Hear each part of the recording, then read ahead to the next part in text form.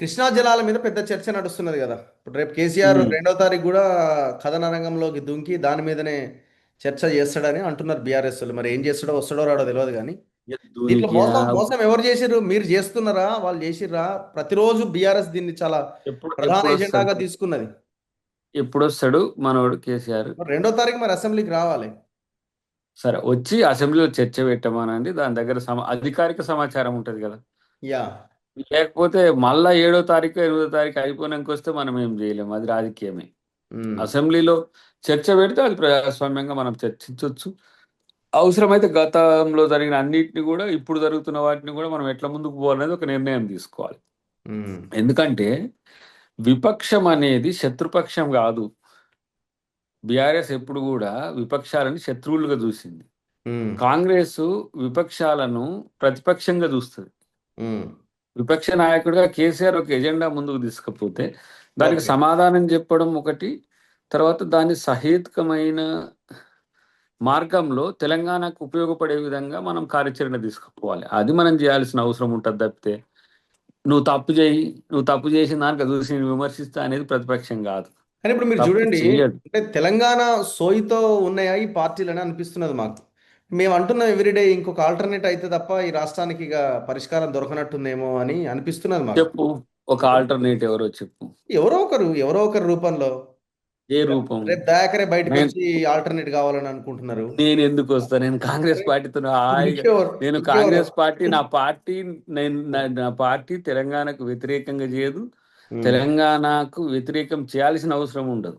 ఉమ్. రేవంత్ రెడ్డి గారికి మళ్ళీ ముఖ్యమంత్రి కావాలనే కోరిక ఉంది కాబట్టి ఎక్కడ తప్పు కూడా చేయడు. ఉమ్. విమర్శ, ప్రతి విమర్శ అనేది సహజం. కానీ ఒక ప్రత్యామ్నాయ శక్తికి దారి ఇది. ఉమ్.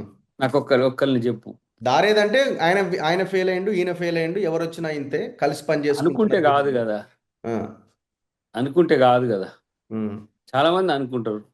ఇప్పుడు ఎన్నో ఏండ్ల నుంచి కూడా ఓబీసీలు ఒక ఒక కలగా అన్నారు, ఉమ్. మాకు అవకాశాలు రావాలి, మాకు అవకాశం పెరగాలని. ఉమ్. ఓబీసీ మూమెంట్ ఇప్పుడు జరుగుతున్నది. ఆ. ఓబీసీలకు అనుకూలంగా ఉన్నది కాంగ్రెసే కదా. ఉమ్. కాంగ్రెస్ కు వ్యతిరేకం చేస్తున్నది ఎవరు? అవును. వాళ్ళని గమనించలేని స్థితిలో కింది స్థాయిలో ఓబీసీలు ఉన్నారా? పోని ఉమ్. ఇంకో ప్రత్యామ్నాయ శక్తి బీజేపీ వాళ్ళు రావాలనుకో. ఉమ్. ఏం చేస్తుంది బీజేపీ తెలంగాణ కోసం? ఉమ్. ఓట్లకు తప్పితే వాళ్ళు దేనికైనా పనికొస్తుందా? బీఆర్ఎస్ ఉన్నది, ఉమ్. ప్రతిపక్ష నాయకుడే 2 సంవత్సరాలు 3 సార్లు ఇక వస్తుండు. కాంగ్రెసే ఆల్టర్నేట్ అంటారా ఇక ఈ దేశానికి రాష్ట్రానికి? కాంగ్రెస్ ఆల్టర్నేట్ కాదు, కాంగ్రెస్ తో పోటీ పడండి. ఆ. మీరు ఓకే. కాంగ్రెస్ తో పోటీ పడండి. ఉమ్. కానీ మీరు విమర్శ ఇప్పుడు కూడా. ఇప్పుడు మీరు పాలసీ డెసిషన్స్ తీసుకోవాలా? ఆల్టర్నేట్ అంటే ఏంది? రేపొద్దున బీసీ ముఖ్యమంత్రిని చేయాలా? 42% వాటాని మనం కొట్లాడాలా, సాధించాలా? సో ఆ దిశగా మన పార్టీ నుంచి నలభై మనం రెండు పదవులు శాతం ఇవ్వాలా? కొట్టాడటానికి ఇవన్నీ నలభై ఇవన్నీ రెండు జరగాలి కదా.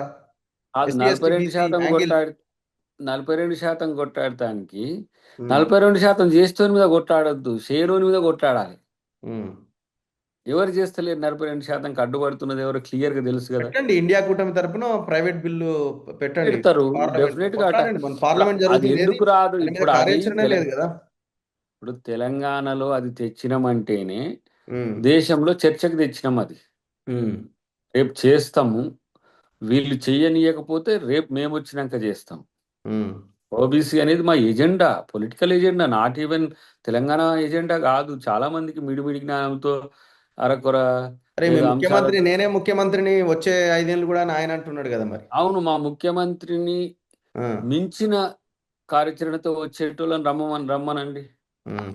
ఒక ఒక ఓసీ అయి ఉండి ఓబీసీల కొరకు ఒక చట్టం తీసుకొచ్చిండు. ఉమ్. ఆ చట్టాన్ని సమర్థించలేని సచ్చు సన్నాసులందరూ కూడా ఇష్టం వచ్చినట్టు మాట్లాడుతున్నారు. వీలైతే మీకు చేతనైతే కాంగ్రెస్ ప్రభుత్వానికి సహకరించి బీజేపీ మీద కొట్టాడండి. ఇంట్లో కూర్చొని, బంధునాడు ఇంట్లో కూర్చొని మేము బీసీలకు అనుకూలం అని బీఆర్ఎస్ మీద కొట్టాడమనండి. మేము హామీ ఇచ్చి చేసిన వాటికి వ్యతిరేకించే ఆ, వాళ్ళకు మద్దతు చెప్తూ కాంగ్రెస్కు వ్యతిరేకంగా ఉండేటోళ్ళు వాళ్ళు బీసీ వ్యతిరేకులు అవుతారు తప్పితే బీసీ అనుకూలులు ఎట్లయితారు? ఇప్పుడు గాదే లేదు, ఎన్నయ్య గారు అరెస్ట్ అయ్యారు, మీకు తెలుసా? తెలుసు, నేను చూసిన, యా. మీ ద్వారా కూడా నేను కూడా తెలుసుకున్నా. నేను కూడా విచారణకు వెళ్ళాల్సి వచ్చింది, విట్నెస్ దాని కింద. సో వెల్ ఈ ఈ పరిణామాన్ని మీరు ఎట్లా చూస్తున్నారు? వెళ్ళాలి, నష్టమేంది? ఉమ్. ప్రజల కోసం చేసిండు కదా మీరు. ఓకే. మీరేమైనా దొంగతనం చేసిండ్రా, లేకపోతే ఉమ్, ఏమన్నా ఏమన్నా క్రిమినల్ చేసడానికి పోయిండ్రా? ఒక పేదింటి ఈ ఆడబిడ్డను పరామర్శ కొరకు పోయిండ్రు మీరు అంతే. ఇంట్లో శవం తేలితే ఉమ్. శత్రువైనా పోయి ఇంట్లోకి పోయి మర్యాద చేసి రావడం అనేది భారతదేశ కల్చర్.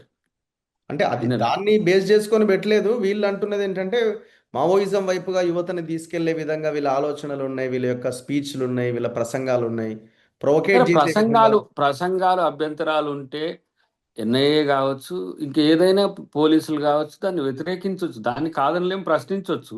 ఉమ్, దాన్ని వ్యతిరేకించవచ్చు, ప్రశ్నించవచ్చు, అరెస్ట్ చేయొచ్చు. ఇప్పుడు నేను చూడు చెప్తున్నా కదా నీకు, మురళీ ముదిరాజ్ ఏమన్నా దేశద్రోహ?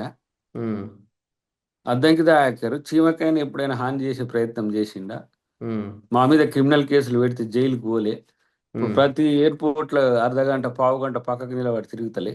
ఉమ్. మంచి కోసం పోరాడటానికి ఎప్పటికి కూడా చెడు జరగదు. కాబట్టి మీరు ఆ విషయంలో మీరేమి రెచ్చగొట్టే ప్రకటనలు ఏం చేసినట్టు నేనైతే చూడలేదు. మీ వీడియోస్, ఇన్నయ్య గారి ఎక్కడా వీడియోస్ లేదు. కూడా చూసిన. ఉమ్, కొన్ని సందర్భాల్లో ఇన్నయ్య గారు సమస్యను పరిష్కారం చేసే విధంగా చేస్తారు. పోలీసులకు సరే రెచ్చగొట్టానంటే ఇప్పుడు శవం కాడ పోయి ఏడుస్తుంటారు. ఏడవద్దని చెప్పి కేసు పెట్టినట్టు ఉంటుంది. ఉమ్. కడుపులో మంట ఉంటుంది కొంత. కొన్ని నిజాలు మాట్లాడేటప్పుడు దాని తాలూకు వ్యతిరేకతను ఎంచుకుంటారు. రైట్. మాట్లాడదాం ఎంచుకున్నప్పుడు మళ్ళీ మనం ఇంకొక ఇంటర్వ్యూలో. ఎనీవే, ధన్యవాదాలు దయాకర్ గారు. Thank you. కలుద్దాం. Thank you, thank you thank you Raghu. Very much. వచ్చినాక కలుద్దాం. థ్యాంక్ యూ కలుద్దాం, వెరీ మచ్. వచ్చినాక కలుద్దాం. Thank you.